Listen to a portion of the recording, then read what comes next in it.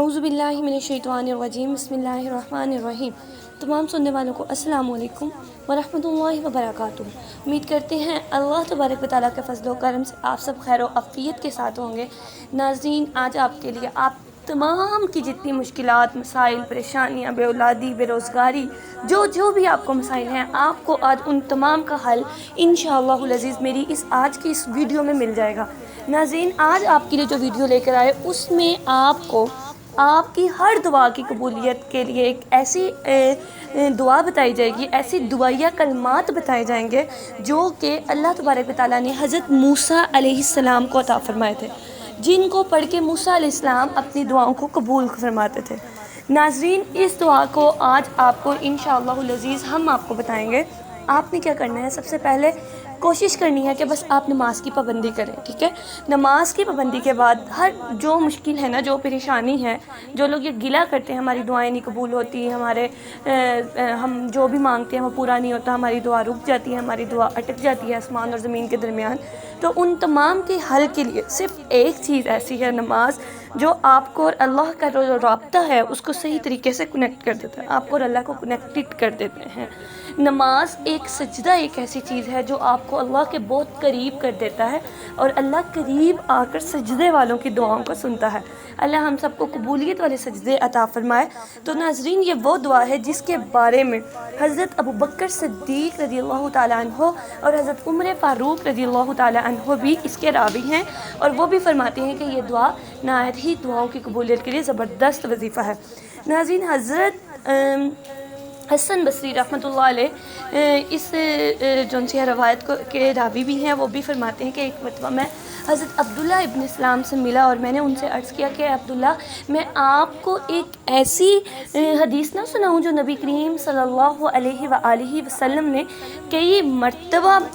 جو دعائیہ کلمات ہیں وہ ارشاد فرمائے۔ اور ان کے بعد حضرت حسن بصری رحمۃ اللہ علیہ نے جب یہ فرمایا تو حضرت عبداللہ ابن السلام فرماتے ہیں کہ مجھے بھی بتا دیجئے وہ کون سی حدیث ہے۔ تو آپ رحمۃ اللہ علیہ نے فرمایا کہ یہ جو دعائیہ کلمات جب بتائے تو حضرت عبداللہ ابن السلام فرمانے لگے کہ یہ وہی دعا ہے جس کو عیسیٰ علیہ السلام بھی دعاؤں کی قبولیت کے لیے پڑھا کرتے تھے، یہ وہی دعا ہے جس کو عیسیٰ علیہ السلام بھی اپنی دعا کو قبول کرنے کے لیے اس دعا کو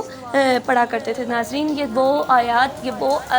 کلمات، مبارک کلمات ہیں جس کو اللہ تبارک و تعالیٰ نے اپنے خاص نبیوں کو عطا فرمایا، اور اس کے بعد اللہ تبارک و تعالیٰ نے ان کو قبولیت کی کون سی ہیں گھڑیاں بھی عطا فرمائی۔ ناظرین، یہ اوپر سکرین کے اوپر جو دعائیہ کلمات چل رہے ہیں، یہ وہ دعا ہے جو آپ نے صبح و شام پڑھنے ہیں، ٹھیک ہے؟ اس کا طریقہ یہ ہے،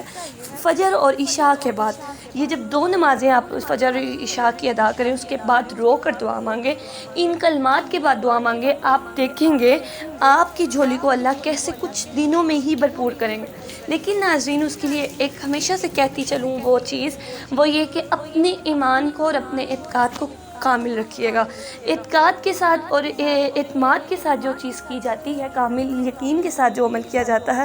اللہ اس کو ضرور عطا فرماتے ہیں، کیونکہ اللہ تبارک و تعالیٰ فرماتے ہیں تم جیسا گمان کرو گے مجھے ویسا ہی پالو گے، اچھا گمان کرو گے اچھا ہو جائے گا، برا گمان کرو گے برا ہو جائے گا۔ اور یہاں پر اللہ تبارک و تعالیٰ اتنی پیاری بات بھی قرآن پاک میں فرماتے ہیں کہ اللہ کسی کی جان پہ ظلم نہیں کرتا، اللہ کسی کے ساتھ برائی نہیں کرتا۔ ہاں، اگر تم پر مشکلات آتی ہیں، تم پر پریشانیاں آتی ہیں، تو ناظرین وہ سب ہمارے ہی اعمال کا نتیجہ ہوتا ہے، وہ ہمارے ہی اعمال کا سبب ہوتا ہے جس کی وجہ سے ہم پر وہ آزمائش ڈال دی جاتی ہے۔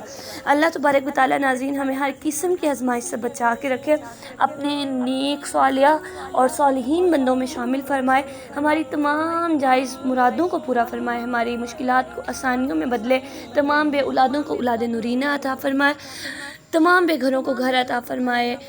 اللہ تبارک و تعالیٰ آپ تمام کی تمام جائز حاجات کو اپنی رحمت سے پورا فرمائے۔ ناظرین، امید کرتی ہوں ہمیشہ کی طرح آپ کو یہ ویڈیو بھی ہماری ضرور پسند آئی ہوگی۔ اگر آپ کو پسند آئی ہو تو اس کو